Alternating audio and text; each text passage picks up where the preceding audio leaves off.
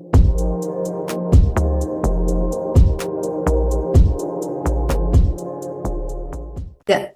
good. Welcome, curious mind, to Humanism Renaissance, the podcast that delves into the movement that shaped our world.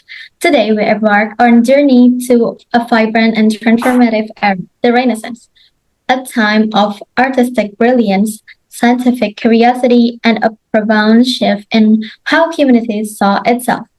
Now, forget about the dusted textbook and dry dates because we're going to explore how Renaissance humanism sparked a revolution in thought, art, and the very understanding of what it meant to be human. But before we dive into our topic, let us introduce ourselves first. So, my name is Zahirah Izzati Bayuputri, or you can call me Zara, and my student number is 123241151. And my friends? My name is Keinya Aulia Cindhana, or you can call me Keinya. My student number is 123241131. Continue with my friend. Hello all, my name is Ketut Indri Adhiadnyani. You can call me Indri. My student number is 123241130, and also my friend. Hello, my name is Rafly Putra Meilando. You guys can call me Rado, and my student number is 123241146. Okay, let's check it out to our topic. It's about humanism renaissance. Okay, so the first material is about the definition and the origins of humanism renaissance. Before that, can you guys imagine a world where the focus was primarily defined on the afterlife? That was largely the mindset of Middle Ages. But then something began to shift, particularly in 13th and 14th centuries Italy. So, Kenya, what is exactly Renaissance humanism? At its core, it was a revival of interest in the classical world, such as the literature, the philosophy, and the art of the ancient Greek and Rome. Renaissance humanists emphasized human reason, individual achievement, and earthly life. They believed in the inherent dignity and capacity of humankind for intellectual and artistic accomplishment. Why would anyone want to learn something forgotten? Hold on to, they are very valuable. The Greek texts, such as works of Plato, Aristotle, and Homer, provided new insights into philosophy, science, and literature. Roman texts, which works of Cicero, Virgil, and Ovid, such as models of literary style and eloquence. And all of those study texts help to shape the intellectual and artistic ideals of the Renaissance, inspiring new forms of expression and ways of understanding the world. Humanist scholars search to recover and study the texts of classical authors because many of them had been lost or neglected during the Middle Ages. Talk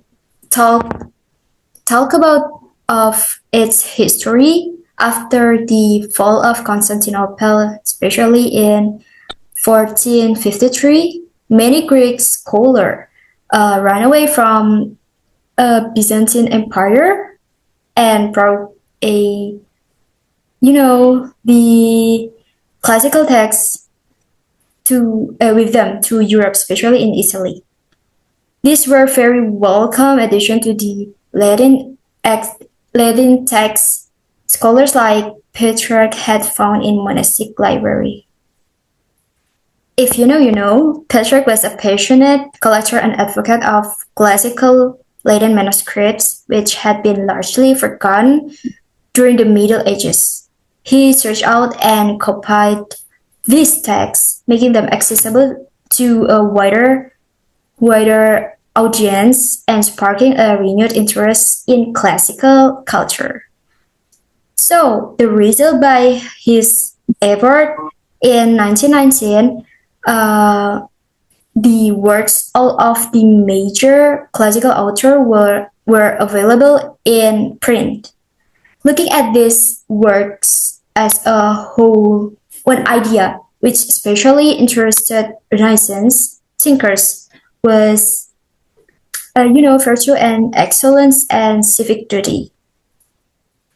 And let's talk about another figure that we must know.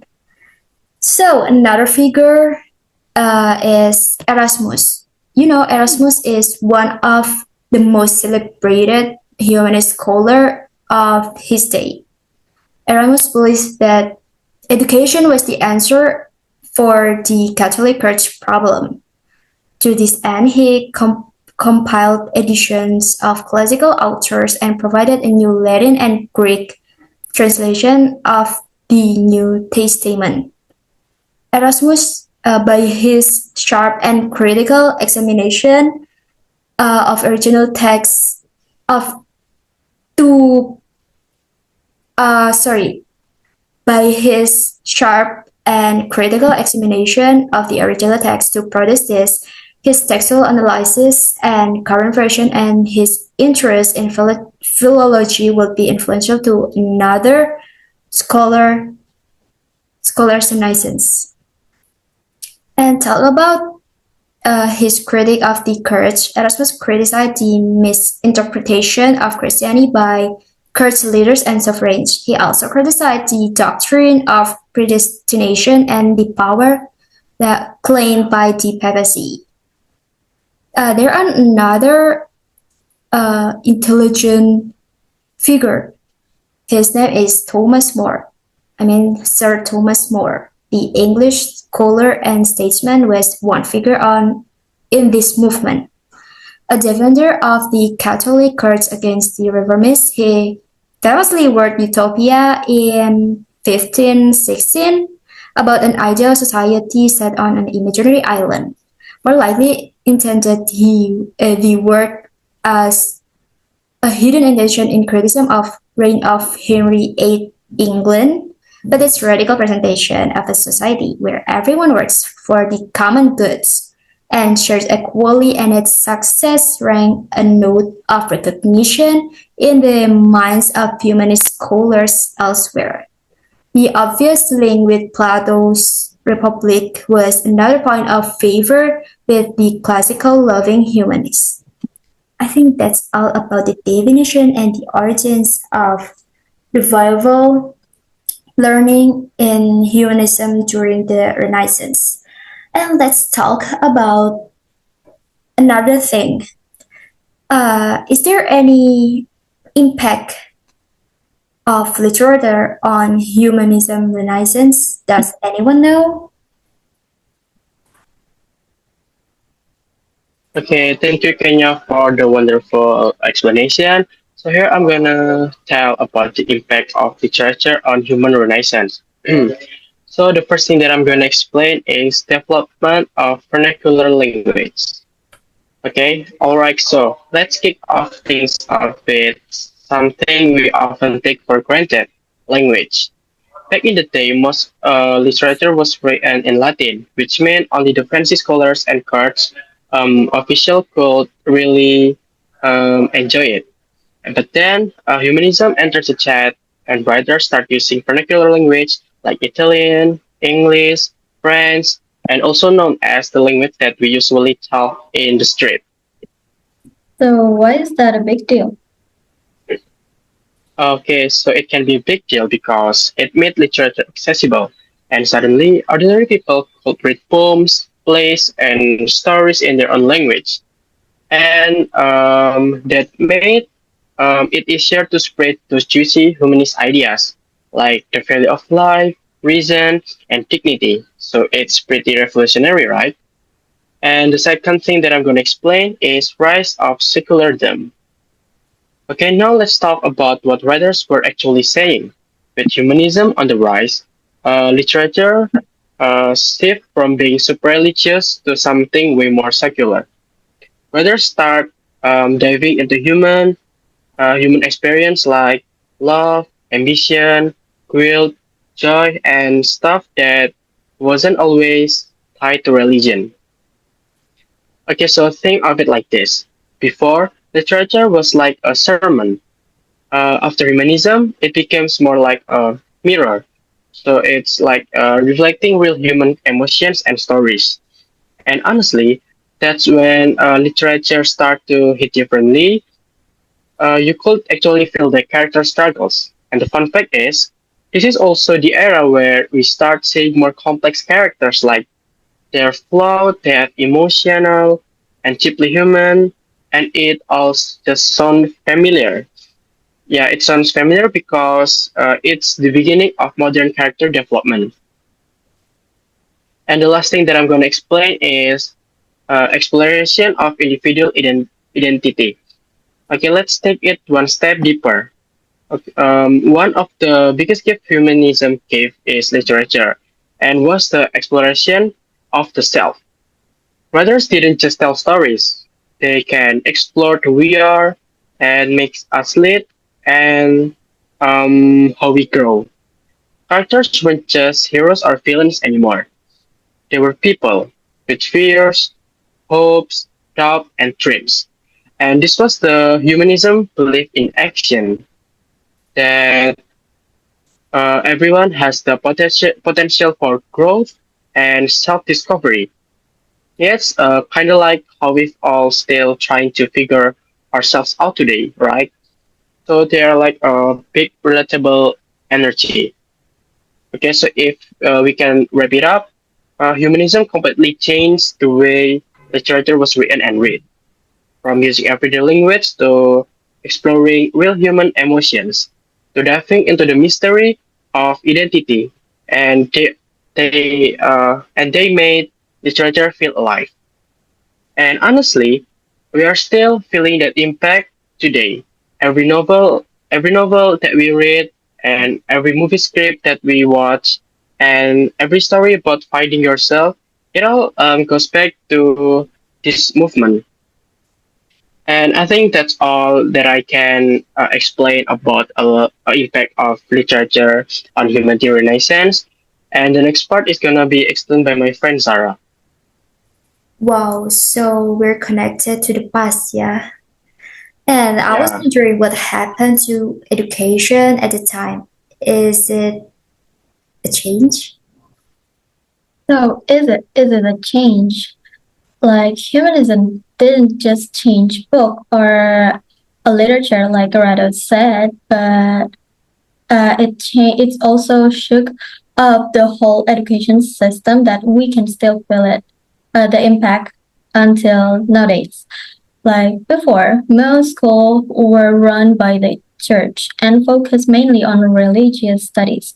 But during Renaissance, human educators set up new schools that aimed to help studies grow not just intellectually but also morally and personally.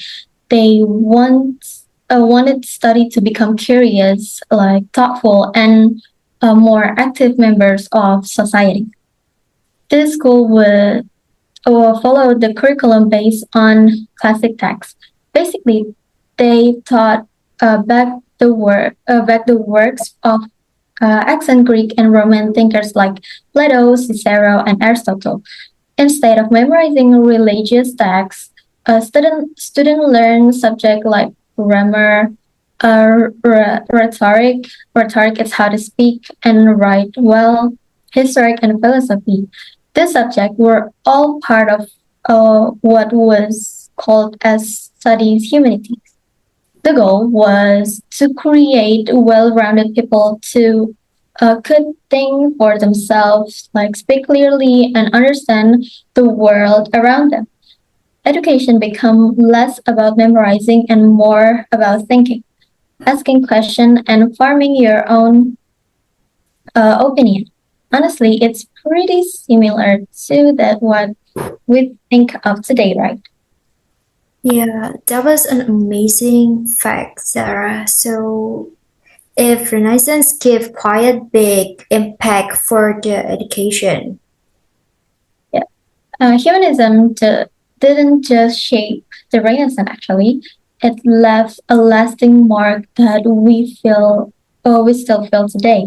It helped lay the foundation for modern ways of thinking by encourage people to focus on reason, critical thinking, and the value of individual potential. Ideas that came from humanism continues to influence modern education, philosophy, and even how we think about personal growth and freedom today. Back during the Renaissance, humanism was one of the key forces that drove progress in art, science, and culture. It pushed people to question the world around them, explore new ideas, and celebrate human achievement. Because of humanism and Renaissance became one of the most creative and forward-thinking period in history. Its influence is still seen in many aspects of Western civilization, from scientific discovery to the way we learn and we create today. So that's all of my explanation for the educational reforms and legacy and impact for human renaissance. And next, Indri is going to explain about the next material.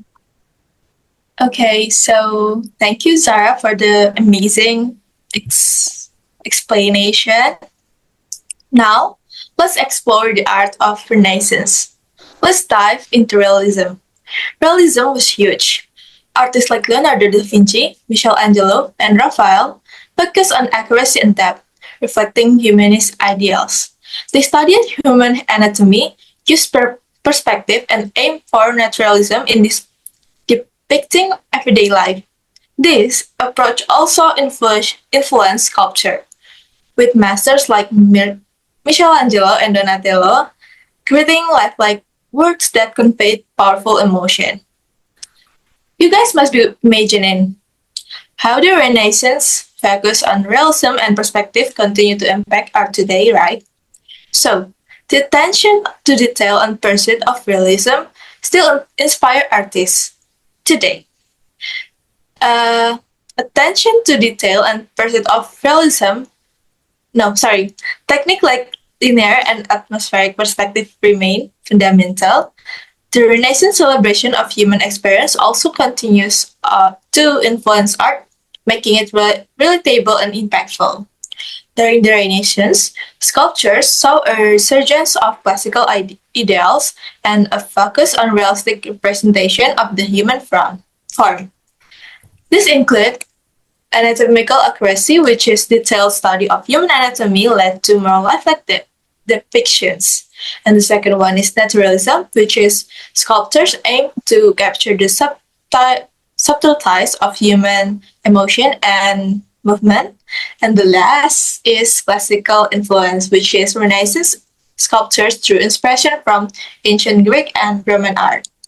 Notable sculptures like Michelangelo, Donatello, and Bernini created iconic works that showcase their mastery of human form, often conveying powerful emotion, dynamic, and movement. So I think that's it for today. Do you guys get any new insight? Let us know. So I'm Indri. I'm Rado. And I'm Keinya. And I'm Zahirah. See you guys on the next podcast. Bye-bye. Yeah.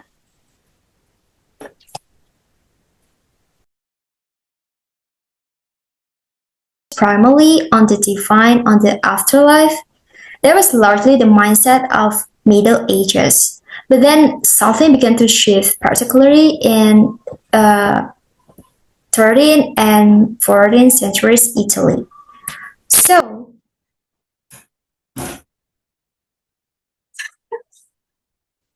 Pulang please. Kamu jangan ngomong soalnya. kamu keceplosan. Kamu jangan ngomong soalnya. Kamu keceplosan. Yaudah nanti diedit dipotong aja ya. Apa langsung satu one take aja wes? Kontak aja, ulang aja nggak sih? Ya Gak ulang. apa-apa, cara ulang. Aja keceplosan mana? Ini diselesain dulu tak recordnya. Oh, boleh, boleh, Lan- boleh.